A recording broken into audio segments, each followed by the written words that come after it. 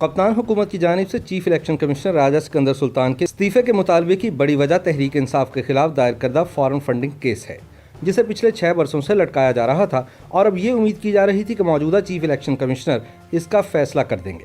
याद रहे कि पिछले chief election commissioner justice retired Sardar S.A. Raza के साथ भी कप्तान हुकूमत का मैच फॉरेन फंडिंग केस पर ही पड़ा था और हुकूमत को एक खौफ था कि कहीं वो अपने ओहदे की मियाद खत्म होने से पहले इस केस का फैसला ना कर दें। जस्टिस रिटायर्ड सरदार रजा 5 दिसंबर सन 2019 को रिटायर हुए थे, जिसके बाद राजा सिकंदर सुल्तान ने 28 जनवरी सन 2020 को बतौर चीफ इलेक्शन कमिश्नर अपने ओहदे का हल्फ उठाया था। ताहम पिछले 15 माह के दौरान बतौर चीफ इलेक्शन कमिश्नर राजा सिकंदर सुल्तान भी इस केस का फैसला करने में इसलिए नाकाम रहे हैं कि इनकी जानिब से बनाई जाने वाली स्क्रूटनी कमेटी तहरीक इंसाफ के अकाउंट्स के हवाले से अपना काम खत्म करने पर आमादा ही दिखाई नहीं देती, जिसकी बुनियादी वजह हुकूमती दबाव है। इलेक्शन कमीशन का जराये का कहना है कि अब राजा सिकंदर सुल्तान ने स्क्रूटनी कमेटी को अपना काम खत्म करने के हवाले से दबाव डालना शुरू कर दिया था, जिससे हुकूमत को एक खौफ पैदा हुआ कि शायद इलेक्शन कमीशन इस केस का फैसला करने जा रहा है। जराये का कहना है कि फॉरेन फंडिंग केस में अकबर एस बाबर की जानिब से जमा करवाई गई दस्तावेजात की बुनियाद पर तहरीक इंसाफ के खिलाफ दायर करदा इल्जामात साबित होने के वाज़े इम्कानात हैं और अगर ऐसा हो जाए तो न सिर्फ तहरीक इंसाफ पर पाबंदी लग जाएगी बल्कि वज़ीर आज़म इमरान खान भी नाअहल करार दिए जा सकते हैं, जिससे इनकी हुकूमत भी खत्म हो सकती है। लिहाजा ये फैसला किया गया कि चीफ इलेक्शन कमिश्नर से इस्तीफा मांगकर इनको मुतनाज़ कर दिया जाए। याद रहे कि एक रिटायर्ड आर्मी मेजर के साहबजादे राजा सिकंदर सुल्तान पहले रिटायर्ड ब्यूरोक्रेट हैं जिन्हें चीफ इलेक्शन कमिश्नर के ओहदे पर तैनात किया गया था और वो माजी के इलेक्शन कमिश्नर हजरात की तरह हुकूमती या रियासती दबाव कबूल करने से इनकारी हैं। चीफ इलेक्शन कमिश्नर और मौजूदा हुकूमत के माबैन इख्तलाफात का आगाज़ डस्का के ज़िमनी इलेक्शन से हुआ, जब उन्होंने इस हल्के में दोबारा इलेक्शन करवाने का फैसला किया और वज़ीर आज़म इमरान खान ने इलेक्शन कमीशन को शदीद तनकीद का निशाना बनाया। इसके बाद जब सुप्रीम कोर्ट ने सेनेट इलेक्शन खुफिया रायशुमारी के तहत करवाने का फैसला दिया तो इन पर हुकूमत की जानिब से ये दबाव आया कि वो बैलेट पेपर्स पर कोड लगाए ताकि वोटर की शनाख्त हो सके।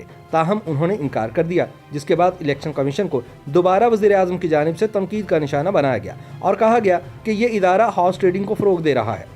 ताहम खामोश रहने की बजाय इलेक्शन कमीशन की जानिब से भी वज़ीर आज़म को मुंह तोड़ जवाब दिया गया और एक प्रेस रिलीज जारी की गई। कमीशन का इस प्रेस रिलीज में कहना था कि इलेक्शन कमीशन आईनी और आज़ाद इदारा है, किसी की खुशनुदी की खातिर आइन और कानून को नज़रअंदाज या तब्दील नहीं कर सकते। अगर हमारे फैसलों पर किसी को एतराज़ है तो आइनी रास्ता इख्तियार करें।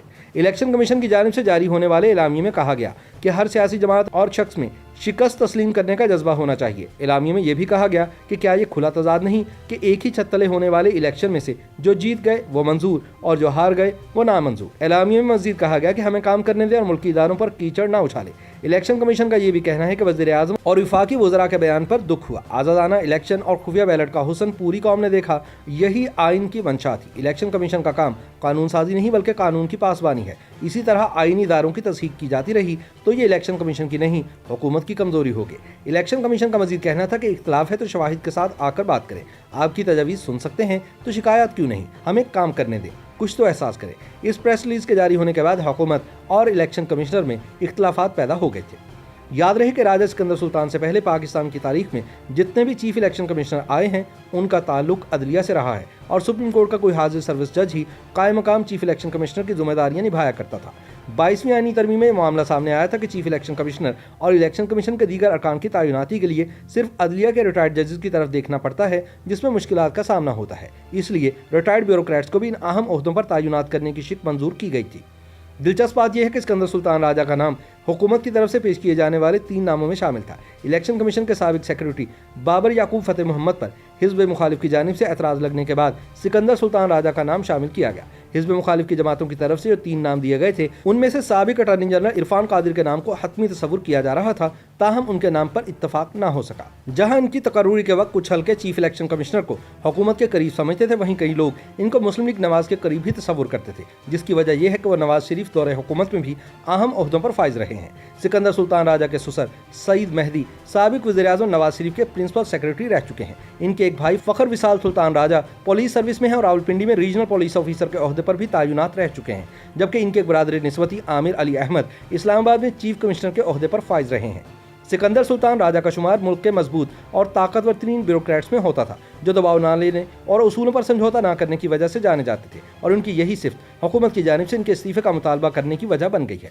राजा सिकंदर सुल्तान का ताल्लुक जिला सरगोदा के इलाके भेरा से है और इनके वालिद पाक फौज में मेजर के रैंक पर फाइज रह चुके हैं। राजा सिकंदर सुल्तान की बेगम रुबाब सिकंदर भी FBI डिवीजन में 20वें ग्रेड की ऑफिसर हैं और कस्टम सर्विस में डायरेक्टर के तौर पर फ्राइज अंजाम दे रही हैं। सिकंदर सुल्तान राजा वजीर आजम नवाज शरीफ के प्रिंसिपल सेक्रेटरी और ताकतवर ब्यूरोक्रेट समझे जाने वाले फवाद हसन फवाद के बैचमेट रह चुके हैं। इन्होंने सन 1989 में बतौर असिस्टेंट कमिश्नर इस्लामाबाद मुलाजमत का आगाज किया। बतौर डिप्टी कमिश्नर इस्लामाबाद भी फराइज सर अंजाम दिए। इसके अलावा सेक्रेटरी पेट्रोलियम और सेक्रेटरी रेलवेज के ओहदों पर भी तैनात रहे। वो पाकिस्तान के ज़ेर इंतजाम कश्मीर और गिलगित बल्तिस्तान के चीफ सेक्रेटरी के अहम ओहदे पर भी काम कर चुके हैं। वो साबिक वज़ीर आज़म नवाज शरीफ के दौर में डायरेक्टर जनरल इमिग्रेशन और पासपोर्ट भी तैनात रहे। वज़ीर आज़म इमरान खान के दौर में वो चेयरमैन पाकिस्तान रेलवेज और सेक्रेटरी रेलवेज के तौर पर दिसंबर सन 2019 तक तैनात रहे। ताहम हुकूमत की जानिब से इनके इस्तीफे का मुतालबा एक तरफ, लेकिन इनकी अपनी वयाद 5 बरस की है, जिससे पहले इन्हें बरतरफ नहीं किया जा सकता।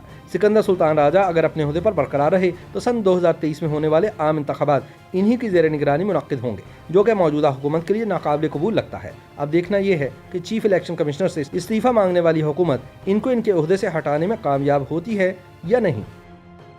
YouTube पर गूगली न्यूज देखने के लिए youtube.com की सर्च बार में गूगली न्यूज TV टाइप करें। गूगली न्यूज के पेज पर सुर्ख रंग के सब्सक्रिप्शन वाले बटन पर क्लिक करना ना भूलिए। YouTube पेज पर अपलोड होने वाली वीडियोस से बाखबर रहने के लिए बेल आइकन पर क्लिक कीजिए। आपको हर नई वीडियो के बारे में नोटिफिकेशन मौसूल हो जाएगा।